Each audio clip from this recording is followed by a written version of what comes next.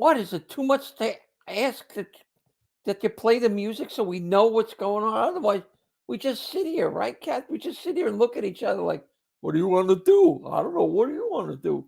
Can we start the show? I don't know. Okay. Welcome to Comedy Centric, your place for all things comedy. Every week, we'll discuss the legends and the people who built the business. The performers, writers, behind the scenes, and stories that you have never heard. So relax, take a load off, and join us for this episode of Comedy Centric. Now, the host of your show, nationally headlining comedian, a woman with a wicked sense of humor and a killer Jersey accent, Julia Scotti. Can't see me. I don't know if you heard. You screwed around and you found out. You had to mess with the producer, and he cut No, you I off. just all I wanted was some music so the show could start. Like, you watch got the your Tonight music, Show, Missy. but you watch All the right, Tonight enough. Show, you hear da-da-da-da-da, so you know the beginning of the show. Doc walks on, then Johnny comes out, and everybody's happy. I'm sorry, Jimmy. I Everyone's didn't mean dead to yell now. at you. I'm a little cranky today. Doc's not dead. He's still Not? touring, that guy, Doc Severinsen. Oh, Do you know that? really? Oh. Well, Johnny's dead, and Ed's Johnny's dead. dead. Ed is dead. Freddie's dead. Good. Remember the song Good start Freddie's to the Dead? show. All right, let's talk about the show. Okay. So our numbers. Hey, do you know what? Go ahead. First of all, go ahead with the numbers. All right, Let's go to the big board. Thanks to our listeners, we've hit 50 million subscriptions last week. 50 million. That's amazing. That's amazing. That's what George Santos told me. Anyway, I don't know if it could be off by a few. Well, you and Anyway, your what big were you Jewish gonna say? family. What? Oh, that's George Santos. I mean, That's he's right. He's Jewish. Okay. Jewish. Today is January 16th. And there was I know that. a movie. I was in a play called The Night of January 16th. What happened that was what happened. It was an Ayn Rand play. Ayn Rand. Remember her? It's pronounced Ayn Ayn. Rand. Ayn Okay, Rand. well, most of If America. you're in the woman's pronounces play, it you Ann. should say her name correctly. Go ahead. I'm sorry. Go ahead. You know what? Forget it. I'm not telling you. No, I want to hear about. Go on with no. January I don't want to 16th. tell you now. No, I want you were the lead. I know Play. you were the lead. I remember. I was Okay, the go lead. ahead. Anyway, today's the day, and I always get a little sentimental that it's January 16th. Was the play on the 16th of January? You did it on the 16th? No. Mm-mm. Oh, I see. So it was It's just the name of it. It's like I what see. happened on the night of January 16th. What's the plot? This woman, Karen Andre, that was me. She is on trial for killing her boyfriend. Killing her but boyfriend? Did you say killing her boyfriend? but- Yeah. Okay. yeah, killing her. But she didn't really mean to kill him. Well, that they have to. They bring in a jury, and the jury has to decide whether she's guilty or not. So they bring 12 jurors from the audience, and they put them up on stage, and they sequester them in between acts and everything, and then they have to. And you don't know how it's going to turn out, right? You don't know how it's not gonna until they turn out? vote. That's I was great. guilty one night. I was innocent one night, and it was a hung jury the other night. I would have voted to hang it too. My mom was on the jury, and I'm still not sure how she voted. She won't tell me.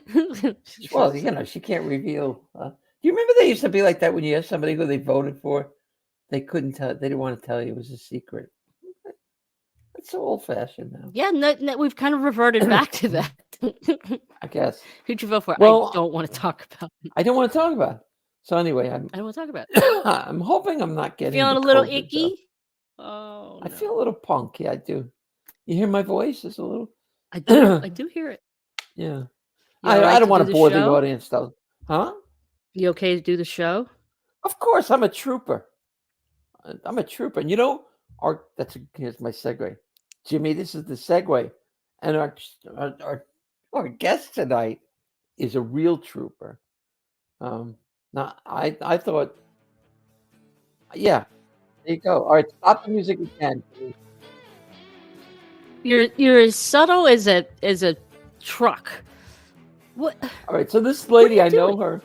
I've known her forever. She is a legend in New York comedy scene.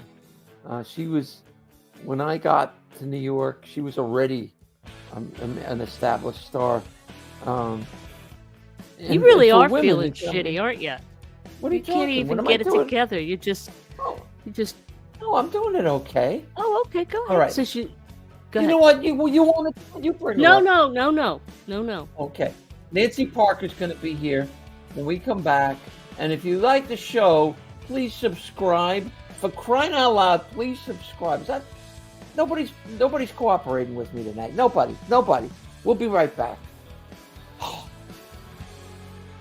Angry.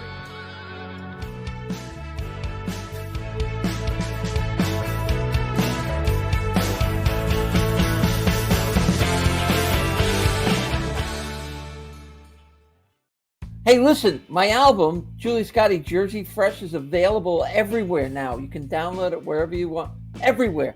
It's really kind of funny. It's like $10. Come on, buy the damn thing, will you? And also, check out on the Dry Bar, my comedy special, Dry Bar Comedy. It's called Julia Scotti Jersey Fresh. So you can, it's my understanding that if you sign up for Dry Bar, you can see like 100,000 comics on there. But you, of course, have to watch mine. But you get a free month. I think it's still going on like that. So, again, my album, Primal Cuts, and my special on Dry Bar, Jersey Fresh. It's so simple. Come on, do it. Do it for me. Do it for your mom. I love you. Bye. We're back. We're back. Well, one of us is back.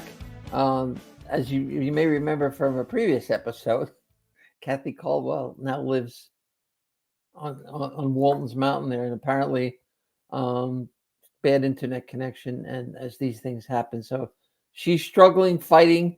She's climbing the phone pole. She's trying to hook in, but we're going to go ahead because our guest is, we want to, she'll make it. I think she'll make it eventually. Anyway, back to our special guest. This lady, she's been doing comedy for almost 5 decades. That's 50 years for those of you who don't have rosary beads. I saw her when I first started. She was already really established in New York City already, and really her star was rising. I mean, she was there. She's well, I'm not. Why am I talking about her like she's dead? She's here, ladies and gentlemen. I want to introduce you to my friend. Her name was McGill, but she calls herself Lou. But everyone knows her as Nancy Parker. Yeah, great intro. I love it. Thanks. Hi, Nancy Parker. Yeah, my father named me after Nancy with a smiling face. Oh, song by Nancy Sinatra. I said, but I thank always God. want to say Nancy, the lady Parker is a took an tramp. axe. Yeah. Gave her father 40 whacks for naming her Nancy. Exactly. How you doing? Hi, honey. Good, honey. How are you? I am wonderful. Wow, this is a treat. This is a treat. It's a treat for me too. I'm sorry Kathy's having a problem, but we're gonna move along. So you and I kind of reconnected after a gazillion years. Yes. It seems to be. We'll talk about what it was like in the beginning in a little bit, but you're part of this. Oh, there she is. Hi. Hey, Kathy. I made it. Hi, Nancy. Yeah, hi, Kathy.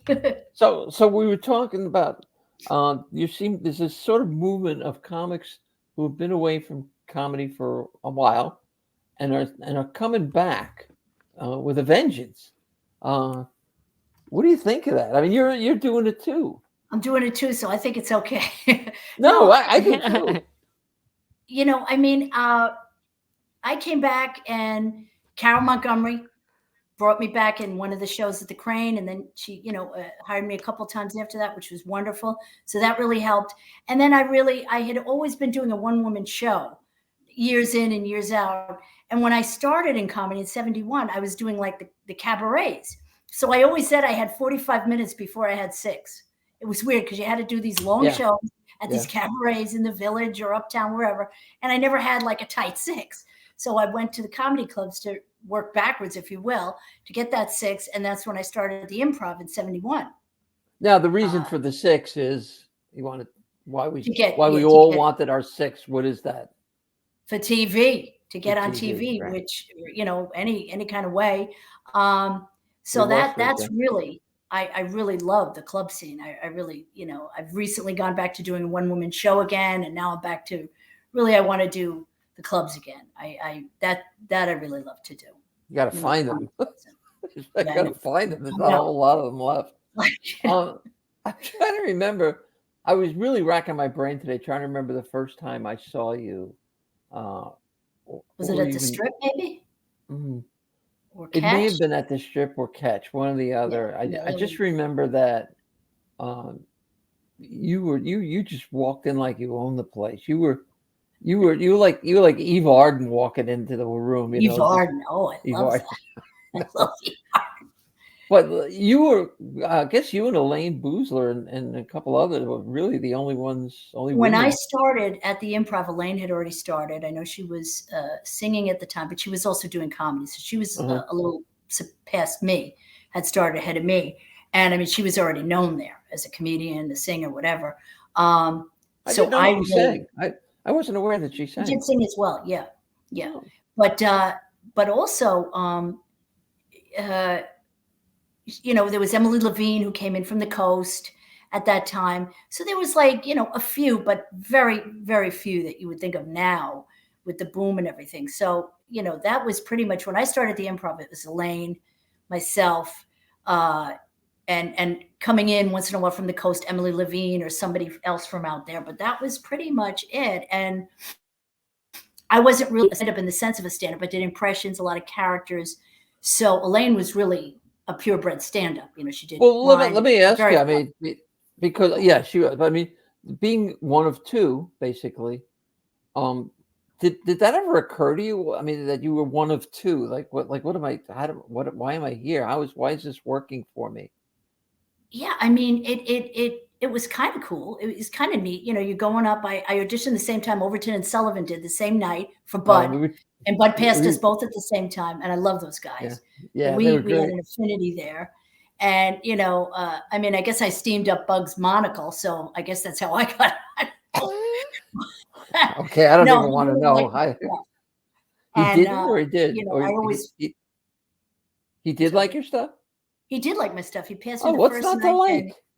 well, everybody loved the Wizard of Oz that I did. That was my Yeah. signature. But he loved my Catholic material. I had a whole thing on Catholic school and whatever, and he just thought it was very original. He loved it. So he said, do more of that Catholic stuff. Get up there and do that. I said, okay, but I do the. Yeah, I know the Wizard of Oz. Okay, yeah, but he really loved like the Catholic stuff, which was really more material type stand up stuff. So it was interesting. So, but yeah, knowing that you were like one of two in that sense, and I'm sure there were more out there, but just at the time, it was kind of fun and a little bit scary because you didn't know, when you're going to go on, or all these guys Right. going to go ahead of me, or what's the deal. But you paid your dues. I came in, and that you waited in the back 2, Yep. 3 in the morning, whatever it was, 3:30 in the morning, and it was exciting. You finally got up, and it was like, okay, this is what I'm going Well, to do. I remember too working with you on some Jerry Stanley things, I think, Yes, yes. and did you work for Hal Ennis at the Comedy Caravan? Did you do that? I don't think I did. The name I may have. I don't think I Okay. did a lot. So if I did, maybe once. Yeah, but I know I we don't- worked together a bunch of times, and I Oh, probably always Stanley, maybe even Balatzos, or who's the yeah. other one? There were a whole bunch of them there in that time. There was some real stinkers in there, but yeah.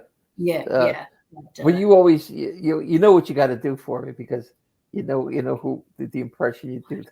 I love the thing that What I made me did- fall in love with you. Wait, she did the most which is? incredible Gracie Allen. I just the first time I saw it, I fell on the floor. Julia, laughing. I'm sitting here, and I Harry Van Zyl was never a big man, and with COVID, I think he died of COVID. I'm not sure, but it was 6 feet distance. Vertically, he was 6 feet vertically because he was but people It's just still don't know who she is. even if you don't know who Gracie Allen is, it's a funny voice.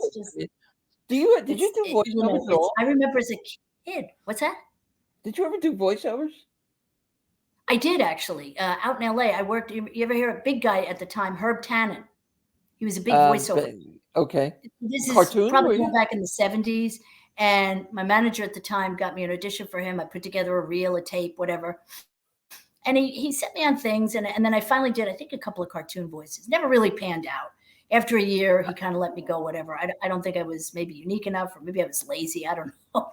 Maybe a Oh my combo. God, I can't imagine that you wouldn't kill in voiceover work. Yeah, it Cartoon was work. such a tight business that to break through. And I mean, I did a couple of things, and I guess he thought there'd be a little more momentum with me. And it really wasn't, because he really wanted more of a commitment. I was doing the comedy things. I was going on the road, Right. and he really said, you really have to be here. And I'm like, yeah, but I'm not going to get paid to be here unless I get a gig. I understood. And he said, well, after a year, he said, you're very talented, but it's not going to pan out. And I was like, It's a catch-22. Do you Yeah. regret that? Do you regret not? no, not No? really, because I mean, probably at the time I was like, oh. But when I think about the time I had on the road and just doing clubs and meeting all the people and the comics that I got to know, that to me was, I mean, I wouldn't trade any of those days. No, I don't think any of us would. Yeah, As they were, horrible as some of them were. oh Uh, God, yes. Well, did you start doing the road once you got to LA, or were you doing it in New York already? When you hit I the mean, road there? I was doing the road a little bit, just driving with some comics to some of these Jersey gigs, and God bless them. It's amazing we didn't go off the road. God bless them. What was going on in the car?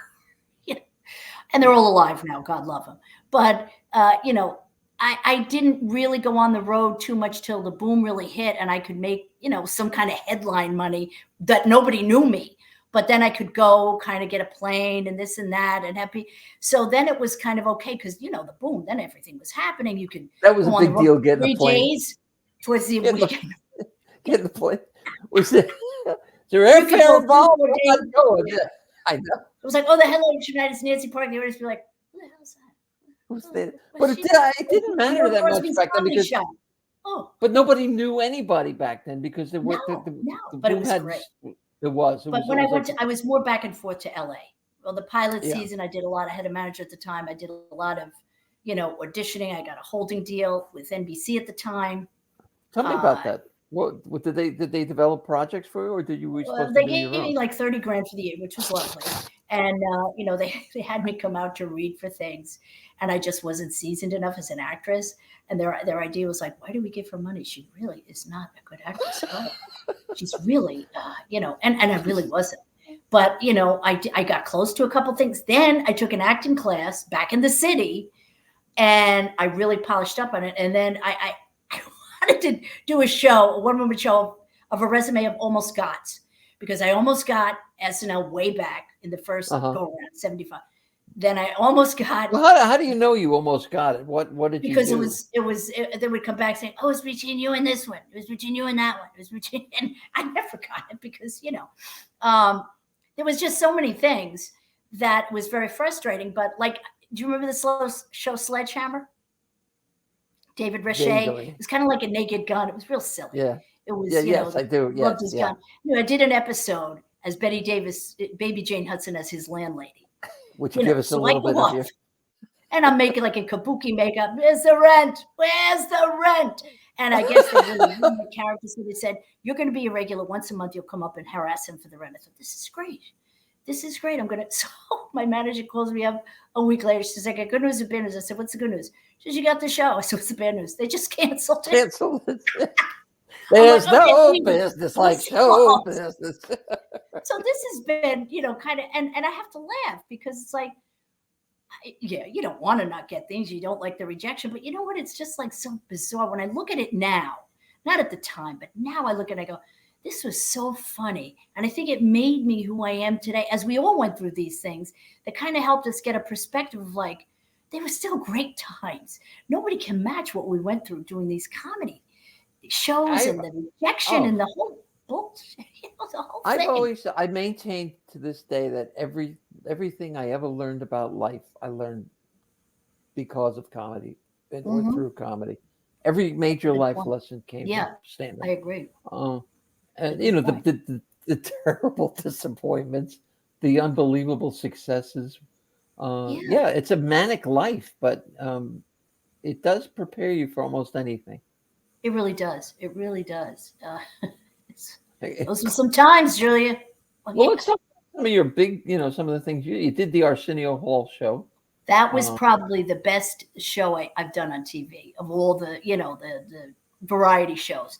That was a great thing. I got flowers from Mitzi Shore. I got an audition for Scrooge, Bill Murray, to play the little fairy, which Carol Kane got. That was another one. It's fun. Oh my God, I can't believe you said that, because as soon as you said that, I went, yeah, she's a Carol Kane kind of character. That's what you are. Yeah. And I was up for the role of Simca too years ago in Taxi. Oh, so I mean, there might have been. I don't know. I'm not saying it was down to me and her. There might have been another one or two in there, but she was fabulous. So you can. But yeah, there's always been that kind of thing. But so Arsenio, I have a tape somewhere that I have to get. It's like this big. I have to get it down to it. I have one. All those tapes we have, right? There's like 3 of them in a closet by themselves. They're so damn big. I have a Regis Philbin one when he was a local. Oh I did Regis, and Do you remember a show, Good Day New York, with John Bartholomew Tucker? Yes, I do. I was a regular. That guy loved me. He loved me. He had me on all the time. What he looked this has to be. Oh yeah, I can almost hear his voice. He had a great, interesting voice. Yeah. And I think it was 70, 71. It was very early. And he would, come back anytime. It didn't pay anything, but it was like, I'm on TV. I'm on morning. And so it's just funny things when you look back and you forget and say, oh, I did that too. How funny was that? Well, I knew, I'll never forget Regis because I pissed him off. Oh, you did? I did, yeah. I did. What would you hear this story? Yeah. I had won this local contest for Showtime. It was the funniest person in America. I don't know if you remember that, but Ellen actually wound up winning for the country. But I was the first local winner, and they booked me on Regis's show, which at that point was local. He was co-hosting with Cindy Garvey, and that's how. Oh my God, I remember that. Yes. So I wasn't supposed to do material, and I was just supposed to be interviewed. So I didn't prepare anything. I figured I'd rely on my natural talent. I was a newbie. Anyway, they said, "Will you get?" At that point, Showtime was a brand new network. No, they were competing already with HBO, but they were just trying to get a foothold. And so they said, well, "Will you give him a T-shirt?" I said, "I got a great idea." I said, "We'll do a clown car. Give me a shopping bag with Showtime on the logo, and put a whole bunch of Showtime shit in the bag, and I'll just keep pulling stuff out and hand." Right? It's funny, right? I thought it was funny. Yeah. Well, it wasn't. Yeah. So I'm doing it, and he's looking at me like every time I pull something, I'm holding it up to the camera. We go to commercial, and he goes ballistic at the Showtime people. Come back, and he goes, "So why don't you show us some of the material that made you win the local contest?" It's 9:00 in the morning. I had no material whatsoever prepared. Oh my God. But that's a life lesson that comedy teaches you. I carried it off, but it was horrendous. Yeah, no, I have a story similar. I did the Dinah Shore show. They taped 2 in the afternoon, 2 shows. I bombed. And I knew there was going to be an old blue hair crowd, probably a little hearing deprived, whatever. So I do the Wizard of Oz, all the things I know are going to kill, all the impressions I know they love. Not a peep, nothing. 10 minutes of, and Charles Nelson Riley is on the show, and Gil Gerard. This is so. Oh my God, yeah, Flash Gordon, right? Was he Flash? The applause like this, all right? Dinah Shore goes, "Come on over to my kitchen, honey. Come on, Nancy, get to my kitchen." I'm like, "Oh, your kitchen. All right, I'll go." So I'm at the kitchen. Gil Gerard is sitting there. Charles Nelson Riley's like, "You're very funny." And Dinah's like, "Where'd you get the things from?" I'm like, "Oh my God." So there's a situation where I knew I bombed. The audience knew I bombed. They didn't want me in the kitchen, but Dinah did, to be nice. And it was like, that was nice of her, though. But you learn. I'm like, holy yes. cow. Not one laugh. I saw Regis years later at something, and he didn't remember me, and I just wanted to be like Jack Ruby coming out of the crowd, just hit him with a pie or something. Picturing that Zelig moment. That's great. Oh shit, man! Well. Oh man. Yeah. So anyway, but you all right? So you've done, but Evening at the Improv. How many did you do? Yeah, I did. Did you I just do did. I one? think 2 of those. I did. Two? You know, I didn't do any. which you didn't do any of those. Oh, Really? I never got anything. I went for Star Shirts like Did you three. do Norm Crosby's Comedy Shop? I never made Oh, it to. I did them all. Oh my god. I When did. I did Midnight Special. I did Don Kirschner Rock Concert. Solid Gold. Oh my gosh. That's not All on of here. Solid Girl. Like a It's Playboy not on there? Special. They don't have That's not on solid. here. Yeah, You have Don solid. Kirshner's Rock Concert, Yeah, Don. but I must not have done Solid How could I Gold. forget Solid Gold? Were you one of the Solid Gold dancers? Yeah. Like, like Mickey Mouse Club, Nancy. I was hi. solid. I was solid brass. That's what I was. Let me tell you. What was that's the not. Playboy I can't dance Special? at all. What was the Playboy Special? What was that? Oh, that was Girls at the Comedy Store. Mitzi did a special, Girls at the and it was bought by Playboy. They put it on Playboy. It was me, Lois Bromfeld, a couple of Judy Toll was in it. Wow. A couple of the other women from the Comedy Store, Karen Haber. This is going back probably 80, 82, right around the time I did the Arsenio show. And it was a lot of fun. It was all sketches, very funny. So it wasn't just stand-up then? It wasn't just stand-up? No. It was a little bit of stand-up, but most of them were sketches, and some were funny. Like I got to play Lady Diana in a sketch, and then I who else did I do it? I don't know. But it was very funny. A little risque, Playboy. They wanted a little of that. Where but it was did it actually air? very cute. What's that? What network did it air on? Was it on? It was on the Playboy network at the time. Oh, I okay. wish I had a copy. Shirley Hemphill was in it. Oh my I God. know. Yeah, wow. It's going back, but yeah, that was something. I know I have it again on a big tape somewhere. I have to get a wheelbarrow to It's holding bring up a home all the bookcase. studio. Yeah, just say, Well, all right. So you do it all totaled. How many years before you kind of black? Well, I adopted my away? daughter. I would have to say, I probably did it till I was about 40, and then I did writing for a while. I adopted my daughter when I was 40, and I kind of took it easy with the performing. But I wrote for American Comedy Network for years after that, while she was still a baby. So was that a radio? That was a radio network. Yeah, it was the radio thing that did all the morning zoo. So I was a performer and a writer on that for years, and I loved it. I could be in my pajamas and do Roseanne Barr for 50 radio stations in the morning, and not even sit in a bathrobe. Wait, but what do you mean you could do it for Roseanne? Well, I could do it from my house. In other words, there were scripts, but I would call the radio stations as the character as Roseanne of Barr that morning, as Roseanne Barr, as how cool, as any of the Barbara Bush was. Then I did her and Lady Di. So I did all these, and you did them from your phone. So I called in. So I didn't. Now, when I went to write with American Comedy Network, I went to Bridgeport, Connecticut. So I had to get dressed, go on the train and that type of thing. But it was a great gig for a couple of years. It was great. Yeah. I really enjoyed it. And so, all right, that ends. And then what? Then I was doing I was doing a lot of the comic strip. At the time, I just really wasn't going out because I couldn't get the work that I wanted to get that I was getting. Yeah. The gigs were very far and few in between, and they just weren't lucrative enough. I had a kid. It was just kind of like, all right, so maybe then after the writing thing ended, I went into medical advertising sales, and did well there, but certainly wasn't stand-up. It was funny. I got material, and I was still doing stuff at night. I was still going in comic strip, whatever.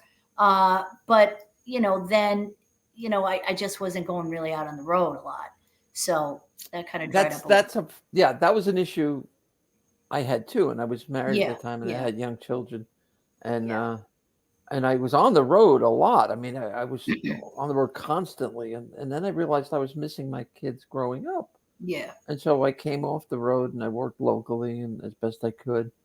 And then it's just, at some point you hit a certain age and you just go, it's not going to happen. I got to make some life choices here. That's exactly.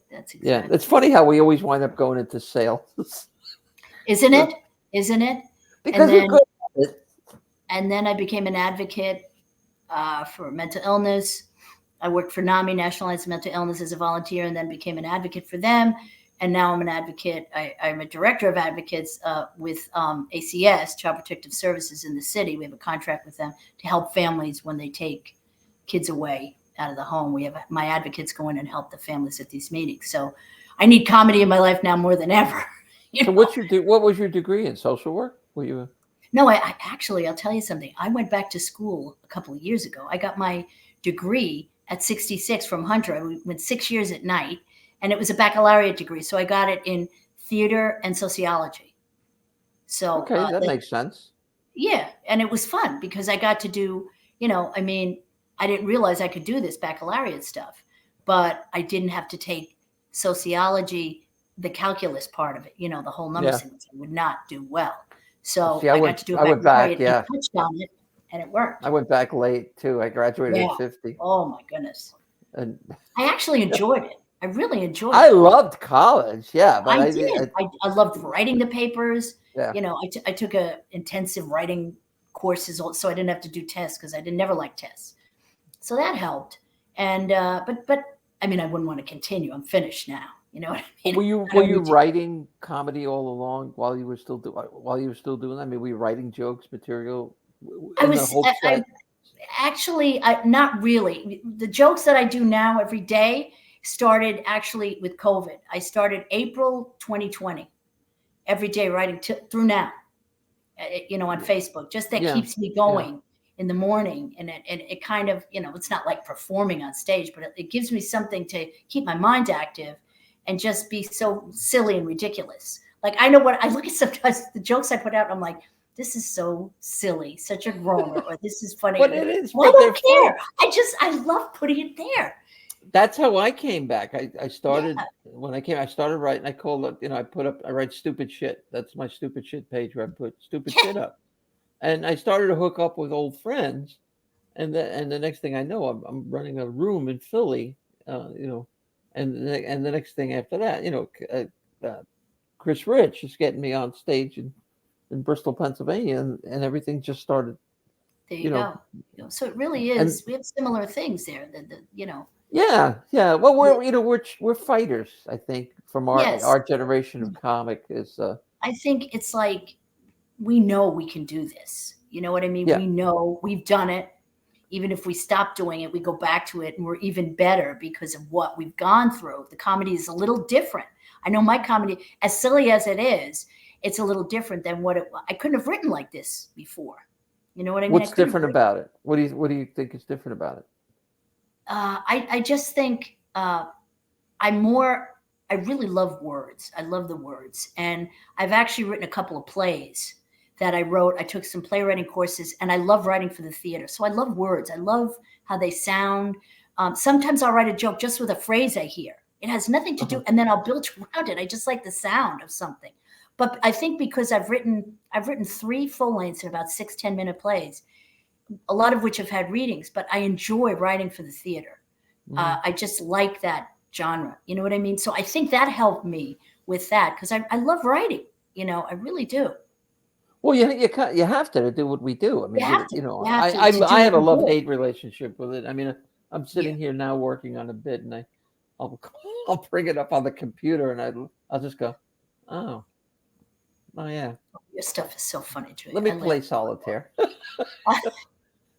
Your stuff is so funny. You were always funny, but I have to say, when I saw you on the special, and I've watched you a couple times, but on the special and the Showtime, I was in the audience. I went to the day. I remember. Yeah, I wanted to see everybody, and but I especially wanted. It just was like flawless. It was wonderful. It was Thank you very much.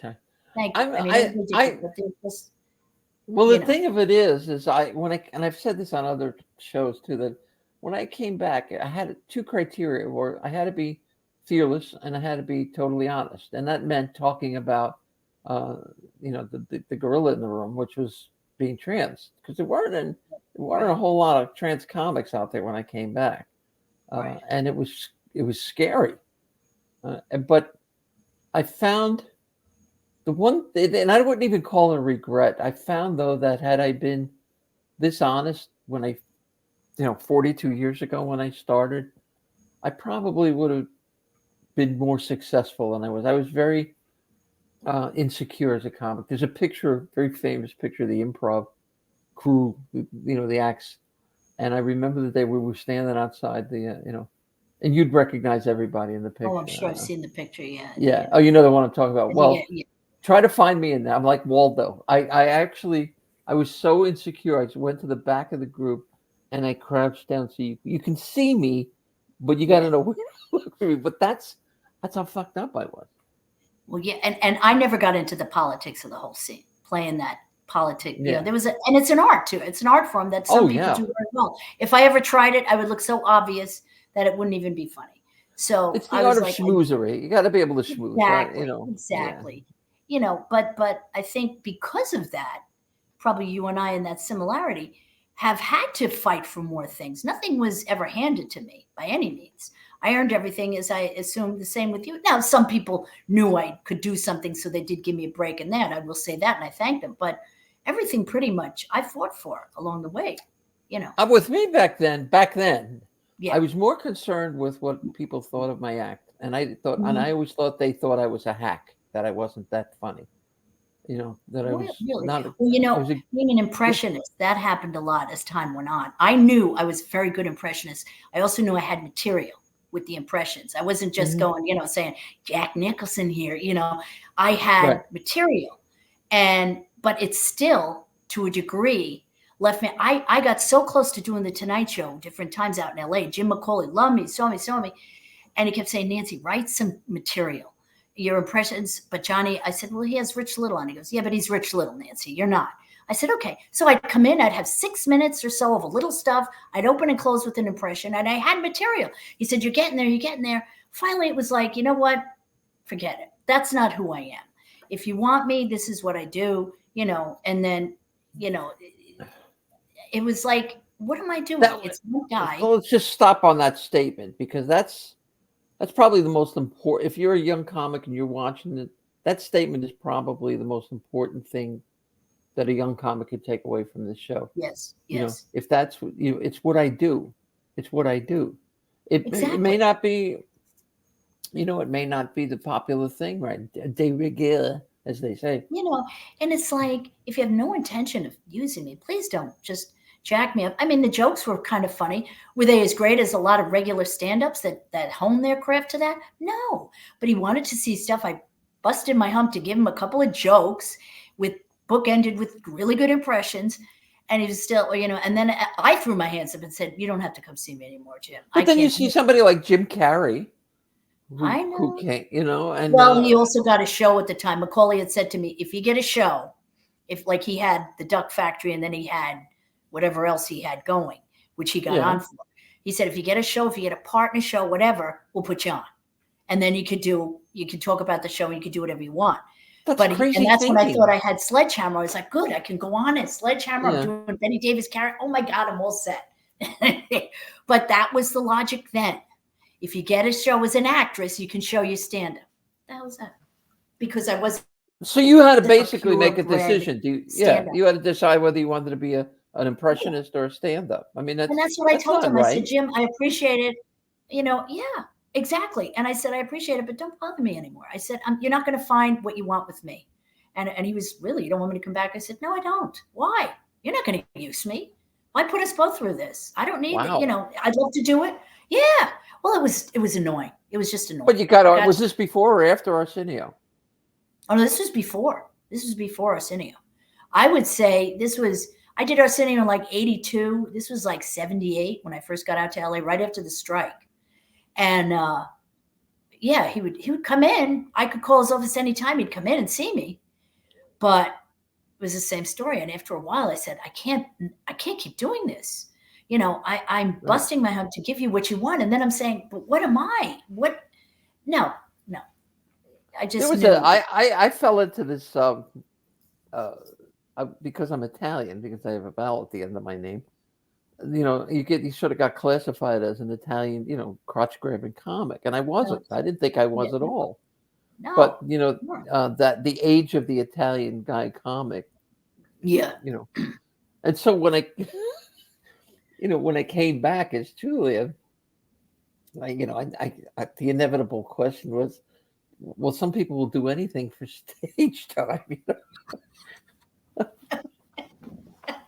I go, but Was that I had for real? Did people? yeah, I mean, were they I joking had with you? somebody, a Jesus. family member, accused me of doing it for attention.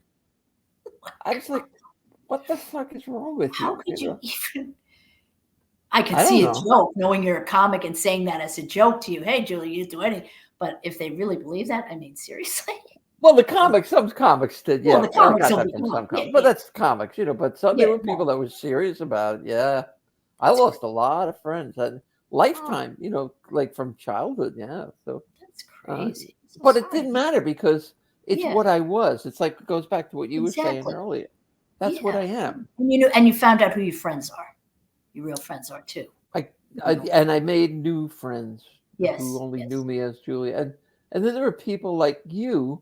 We weren't close friends, but when we reconnected, it was just like it's yes. like as if it's as if we had known each other forever. You It have such a is. It great is. spirit, you know. I love your Oh, thank you. spirit. As Yeah. you, I feel very close to you. Even though, like you said, when we hung out, we worked together. We always did well together. We always, but now I feel much. It's interesting. It's interesting. Well, we I had think. Jeanette Barber on, who basically had the same story with her. She, you know, Yeah. we were friendly, but we weren't close friends. And a couple other people have been on that I've just gotten to know so much better, and I'm glad that that they came on. You know, Oh yeah. so all right, let's talk. Let's talk about pull back and vent. Ah, Tell the me about that. title. I can tell you, the title is on a frozen dinner. I get these Lean Cuisines, and always on the back it says That's right. "Pull back and vent," back. and I always thought I have to use this as a title in the show. Oh my So God. I got the title before I wrote a word. I said, I'm That's using this as and if you remember the little thing, my apple crumb. daughter created it. It's a little thing with my face and this frozen dinner and it's pulling back. Yes. So, what a great title for a show. It really is. Yeah. I mean, It really is. Oh, I said, I have nothing but a title right now. So I had to then, it actually is more of an autobiographical show about myself, okay. my upbringing, my parents, my sisters. I'm sober 35 years. I talk about that a little bit. My daughter, just a whole bunch of stuff. And then there's, some of my one-liners in there that I put on Facebook and just, different things. Oh, I do a whole thing. I used to do a thing years ago at Catch a Rising Star called The Friend. And I would talk about as the character of the friend. And I'd say, hi, I'm your friend. You know me, ladies, we hang out. You guys, well, sometimes we use you as an excuse. I'm sorry, whatever.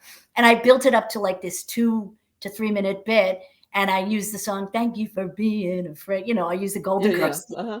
And I had lighting. And then it gets a little touching, and then the friend, it was just like I developed a piece there. It was wonderful. So I really enjoyed doing it. I'd love to do it more in different places. I think it has something for everybody. There's the Barry Manilow song, I Can't Smile Without You. So during that time, I passed around some of my one-liners for the audience to say with that playing softly in the background. Just some of it's kind of hokey, but I love it. It has something. But you got a residency at Don't Tell Mama. I mean. Well, yeah. I could do it there again. I'd like to, revamp it a little bit. Work on it a little more. But I'd love to take it anywhere that could use it in addition to anything else I'm developing. But it's just something that, when I saw the title, I said, that's a title of my show. It's a now great I got to title. write a show. Where are you from? Lower East Side, Stuyvesant Town. Originally? Born and raised. Okay. I don't know why I thought you were from someplace else. Paul Reiser and me, born and raised in Stuyvesant Town. I think he's a little younger than me, but. And Roger Paul lives there too. Roger Paul, yes, that's right. That's right. Yeah. Where are you from? Jersey. I live down the shore. Jersey. A little state across the river. Born and raised in Jersey. If you look west, you can see it from Manhattan. Okay. Yeah, I'm born and raised here. Which was also a hindrance when I started doing stand-up, because there was a prejudice against Jersey comics. If you weren't from New York, you remember that? Yes, I do. And yet, all the gigs that we got were in Jersey. Right. All the New York comics piled in a car to do all the Jersey, Stanley, Balazzos, all those gigs. Yeah, interesting. I mean, But I do remember that. I do remember that. And it was like, I was like, what's the deal with that? I don't know. I used to drive Rick Overton home from the Improv, when he was, because he was from Jersey too, and Yeah, yeah. he didn't seem to have the problem I had. He was, he had Overton, and they were, I mean, Yeah, Sullivan, Roger, and they were big names Yeah. there. They- But they were- yeah, you didn't want to be from Jersey back then. Isn't it weird? yeah, it's crazy. It's ridiculous. Well, anyway, it's crazy. It's crazy. Pull back and vent. Right. Yes, pull back and Oh, vent. oh, oh, Oh, oh, oh. that's going to get me now. Charles Nelson Riley, I could get work with that. That's Charles Nelson Riley for the millennials. Who are you doing now? You doing anybody? There's nobody recognizable Well, I started to do anymore, Jennifer right? Coolidge. I got Coolidge down now. Oh, let me hear her. The gays are trying to kill me. They're trying to kill me. I don't know if you watch White Lotus at all. It was a great show. God damn it! You're like the 12th person that said I got to watch White Lotus. So, did you watch the Golden Globes? So you saw her. I saw her speech. Yeah, so I saw her speech. I remember her from Two Broke Girls, though, too. She was great. It's very heavy. Can I put it? I don't work out and I can't lift it up. Now I couldn't eat with my neighbors. Now my neighbors invite me to dinner up on the hill, and I love her character. So that's She's my terrific. latest one. You know what I love about her too? She's a big girl, and I love that. She's just. I do too. I love it, and she's. I love that. She's just. It's wonderful to see because she's Hollywood's Who embrace. else? I'd love to see her host a show or something. Who else are you doing?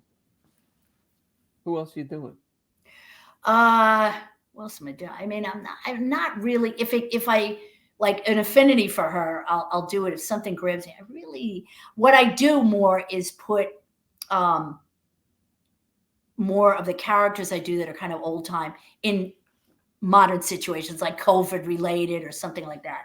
I'm thinking of doing something like, I want to do something. I have this whole thing in my act on Woodstock and meeting Janis Joplin. You know that bit I used to do with Joplin selling Avon. I want to do something with all the characters in my act, Betty Davis, whatever, all these characters at Woodstock with me. And like Betty Davis is teaching me how to smoke a joint. And then the others are teaching me this and that. And I want to call it like Woodstock monologues or something. Just a silly, another one-woman show probably, with the music and all this underneath, and just this craziness of some of my characters being there with me, with like a dream sequence almost, or a trip, And I just thought that would be just funny. And then I could do some of it in my act too and whatever. But I haven't really worked on any new things, only if they come to me organically. Like Jennifer Coolidge it seemed easy to do when she's right there. And, that would, I was doing like Marianne Williamson, like when the political stuff happened years ago and all those, and Hillary and that, but that doesn't seem to be the thing anymore. But it's not that I'm veering away from it, but if something really grabs me, then I'll run with it. But it's almost like a lost art. I mean, it really is. It really. I can't think of any other than. I mean, the woman that Chloe Fineman on SNL is very good at what she does.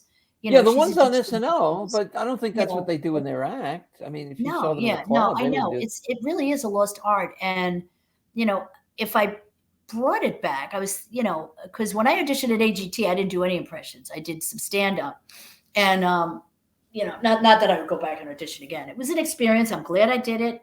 I had makeup made, and my friend did makeup. It was wonderful, but I think about it if I could do something obviously more current or something with these people doing like.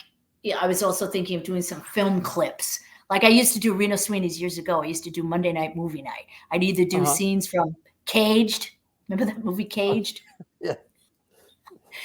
The guy outside likes the way I look. Hope ever seen it. It was horrible. And line up your traps. Who was the Matrix? My name was Elvira Powell. What was her name? She was. Oh my God! She scared the shit out of me. That was the actress. That was Hope. Oh my God! She actually. This is a true story. She sat on a dog and killed it. Apparently, this was a true story. She sat on a little puppy and killed it on purpose. On purpose. Just because I could. because the guy outside likes the way I look. Every time he keeps on kissing me, I just want to go on loving him. And then you have the other one. Kiss, Star Kitty, Star Kitty. She comes out of solitaire. Star Kitty. Yeah. So I would do that, or I would do The Wizard of Oz, or I do God. Dark Victory with Betty Davis, which was my favorite, the early Betty. I know you love Betty. I know you But love anyway, so I was thinking of doing, there's a lot of things going on in my mind. How did you never wind up on doing stuff on Stern? You would have been great on Howard Stern. Well, Imus had me on. Rob got me on Imus because Imus loved my Janis Joplin selling Avon. All it was, he'd be like, "Oh, we got Nancy Powers. We're going to do Joplin selling Avon. This is the funniest thing." It's like ding dong, Avon.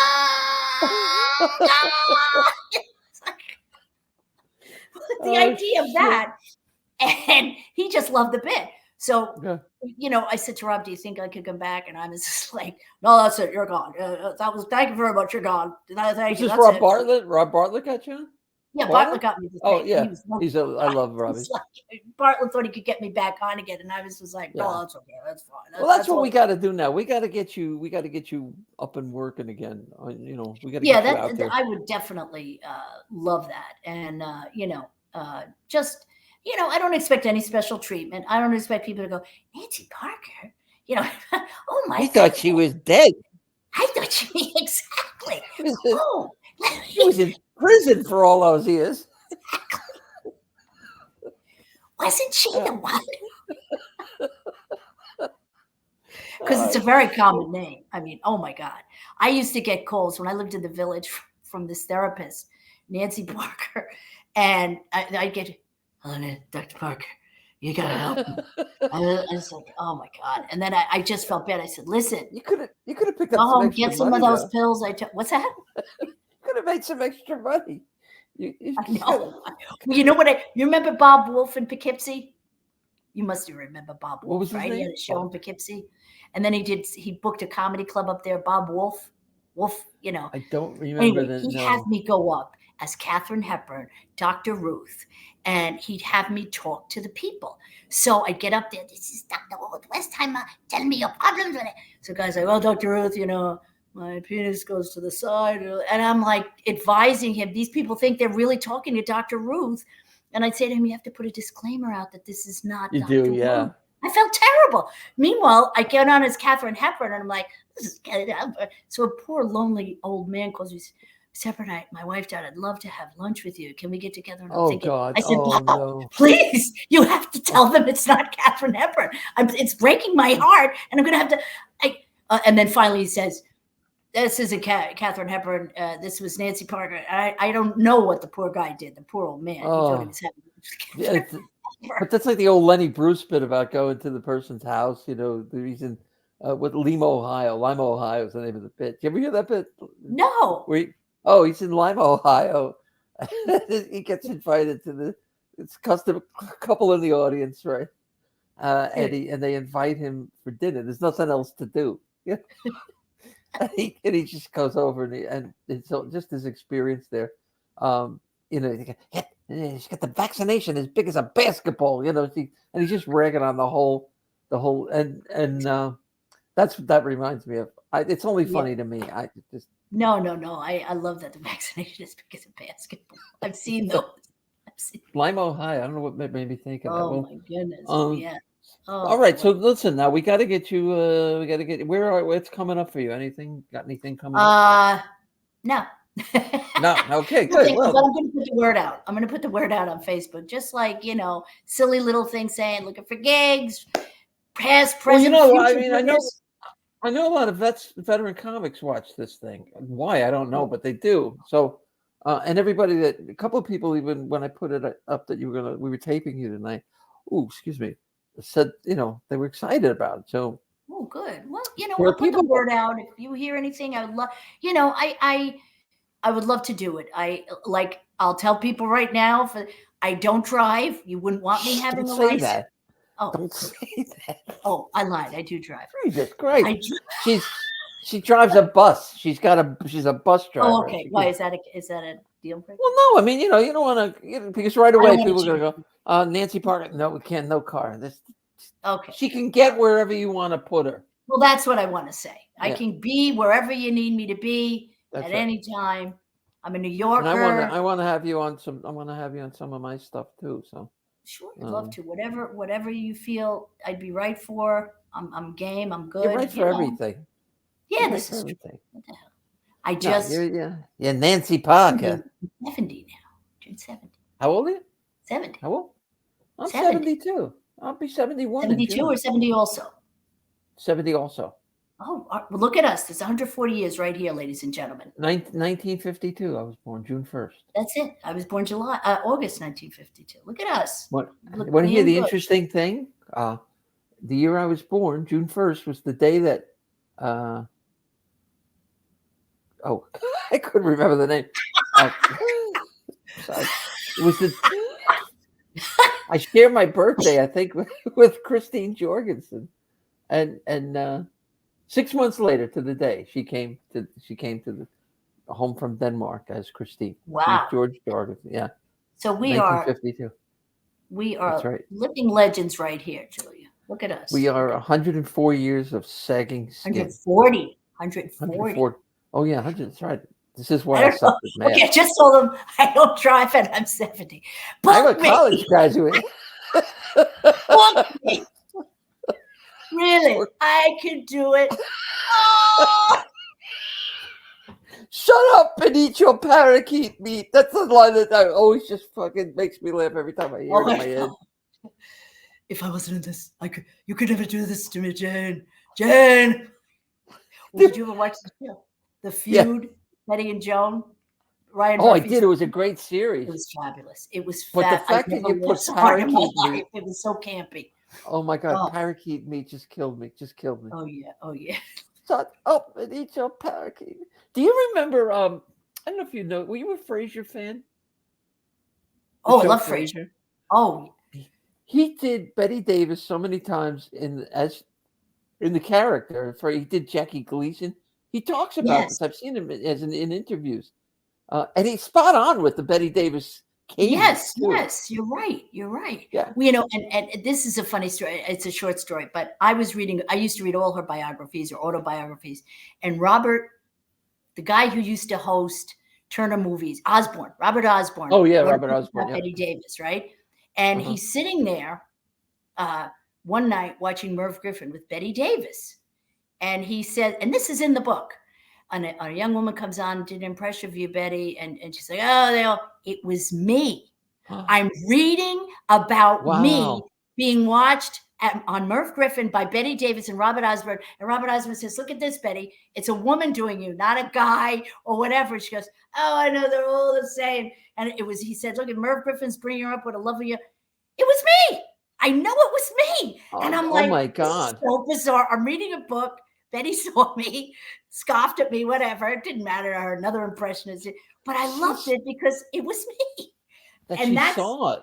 Isn't that weird? Wow, that is weird. That's very weird, but very complimentary. And of, I'm thinking, okay, who else could have? No, it was me. It was me. Because at the Oh, time who it else was was right, the- it was the winner Merv with it? Griffin. Merv loved me. He was Did like, you do Merv "Ooh." Griffin? You did Merv Griffin? I did Merv Griffin twice. I did And it I don't once mean with you Grace did him. I know Jones. that's. I did you it did once what? with Grace Jones and once with Dudley Moore. It was great. Merv Oh really, wow. he really, Yeah. I forgot I did Merv. Yeah, I did Merv. Who hasn't? Listen, Ah. never did the Mike Douglas though. Couldn't get on Douglas. but I did Oh, I would have loved that. You would have been Yeah. perfect for that. Yeah. Merv was like, ooh, we have Nancy Parker. Ooh, ooh. I love do me a Merv. favor. We need clips from we pull clips out of this Oh, this gosh. show for promo stuff. So Oh my goodness. you gotta do two things for me. Just Yes. do a promo as Gracie Allen and do one as Betty Davis and close it with Eat Your Parakeet Meat. Okay. because What am I doing the promo for now? For the show? Comedy Centric, yeah, the podcast. Yeah. Okay. Yeah. All right. Yeah. Gracie first. Okay. So listen, if you like to laugh, and we all like to laugh, George laughs, Harry goes out, you got to watch Comedy Centric. Julia Scotti is by far the funniest woman in the world. I love it. She has great guests on. We all love to do the show because she's fabulous. So you got to watch it. I'm telling you. I thought it was live today, but it wasn't. It's taped. But let me do it. is a fabulous show. You have Julia Scotti and guests and all, and Kathy, Caldwell. well, who couldn't show up today. What a shame. She must be with Blanche. As I always say to Blanche, she enjoys watching Comedy Centric so much, but I say, shut up and eat your parakeet meat. I love you. I swear to God, I just love you. I thank you so much for being on tonight. And, Oh, thank you for having me. This was a ball. I had a ball. This is great. look, Anytime, babe. Oh no, I'm gonna. There's plenty of podcasts. You should be doing them all. You know. Oh, listen, I'm game. You know. They're gonna be ringing your door, your phone, or your door off the hook. Your phone off the hook, kid. Off the hook.